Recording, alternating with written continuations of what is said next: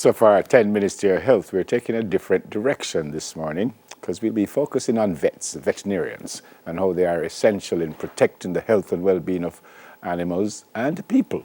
Zooming in to tell us more is veterinarian Dr. Briana Schwapp. Dr. Schwapp, good morning. Welcome to Smile Jamaica. Good morning. Hi. All is well? All is well. How are you? Can't complain. Give thanks. Why you wanted to be a vet in the first place? People ask me that all the time, and honestly, I don't remember ever choosing to become a vet. I think I was just born and knew that's what I wanted to be. Yeah. So I wanted to be a vet since I was about, I don't know, since I figured out what a vet was when I was maybe 5 or 6 from taking my dogs to a vet. Yeah. So. Does it have anything to do with the fact that you're an equestrian and you love horses and you've been riding horses almost all your life? I think they just go hand in hand. So I chose to ride when I was about 5 or 6, and I've always wanted to become a vet from about the same age. So they've always kind of just gone hand in hand, and I never ever changed. Yeah. Animals are animals, or is it a different care for a horse as opposed to a cat? It's very as opposed to a dog? different. Huh? So very different. So a lot of things are species specific, from the medication that we can use to the husbandry practices that you should use to the nutrition to, requirements for exercise, for space. It goes on and on and on. So they're very, very different. Yeah. But you're a doctor. You're a doctor for animals, and animals have legs and they have hearts and they have different. So you're a doctor. Correct. Boy, and I'm looking at your size now, and these horses are huge animals.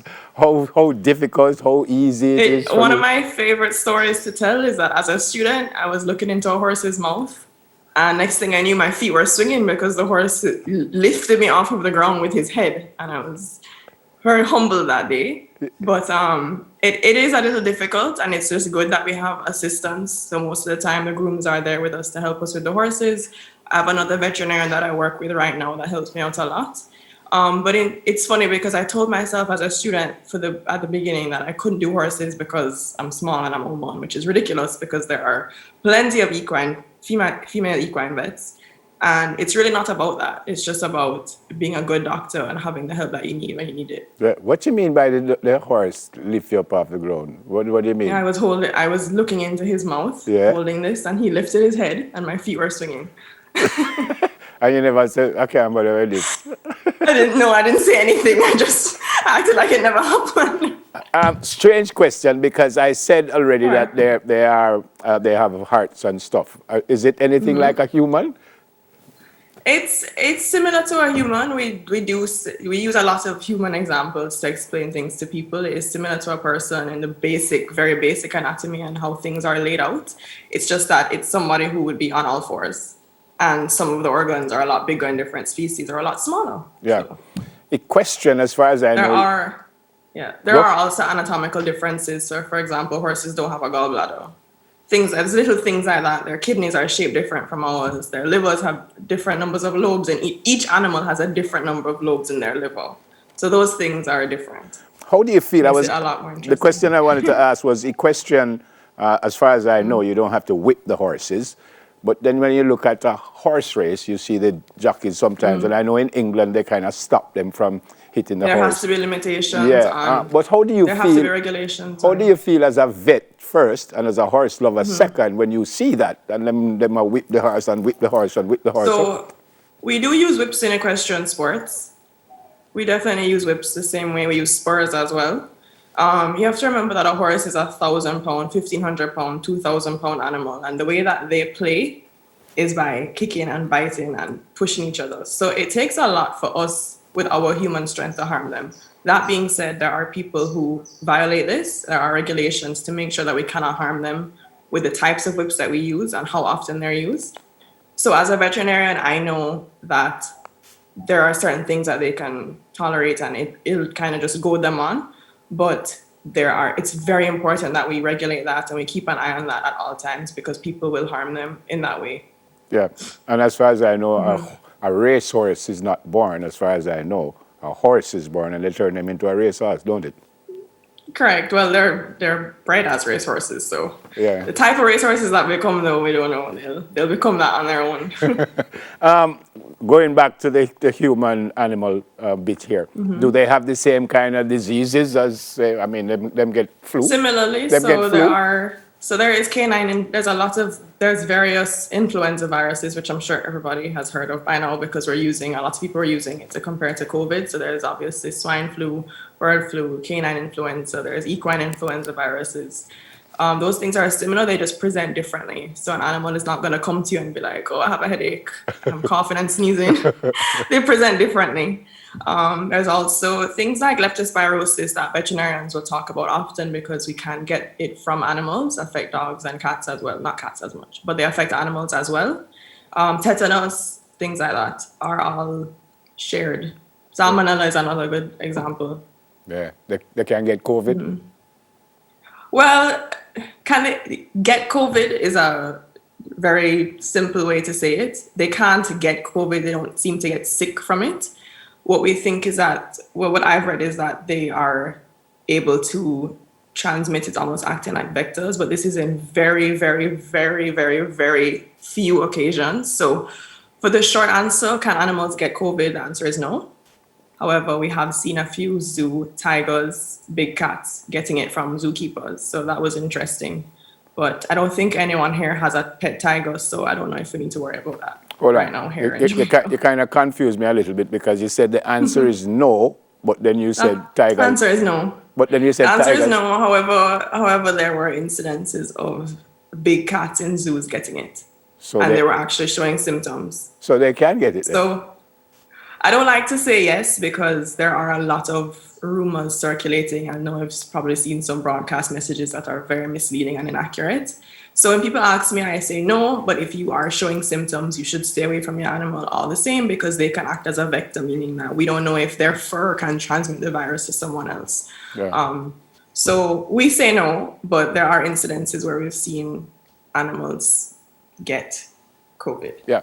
So if they don't show the symptoms or they don't sneeze, as you say, how you know if something wrong with them? In general? Yeah.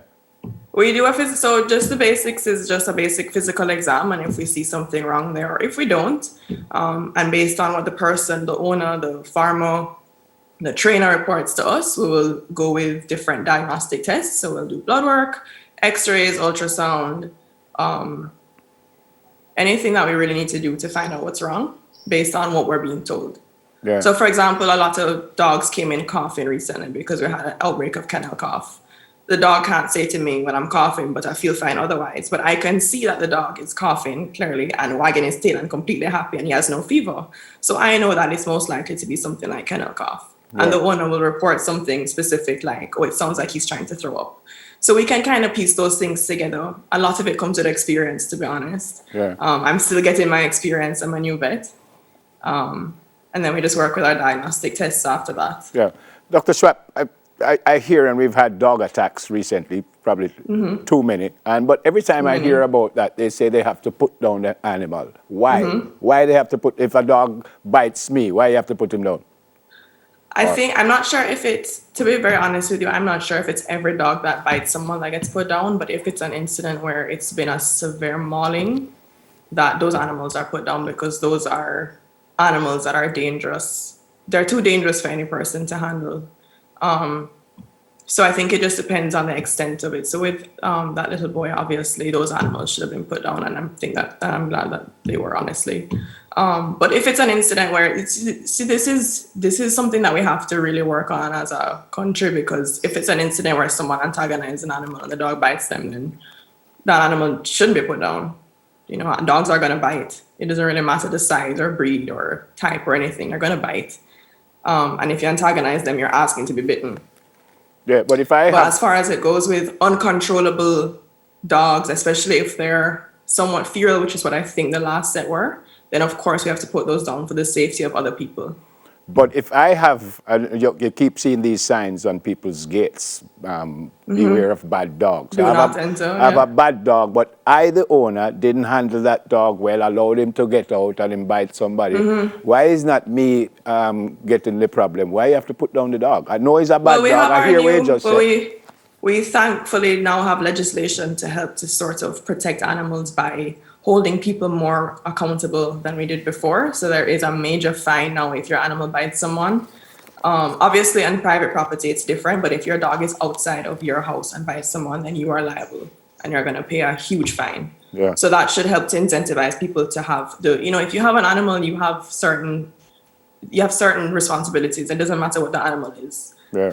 You have to have proper fencing. You need to adequately feed that animal. You need to have it getting veterinary attention.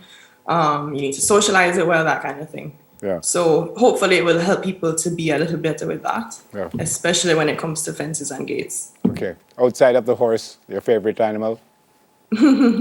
Dogs. Why? I don't know, it's like asking why do I like to breathe.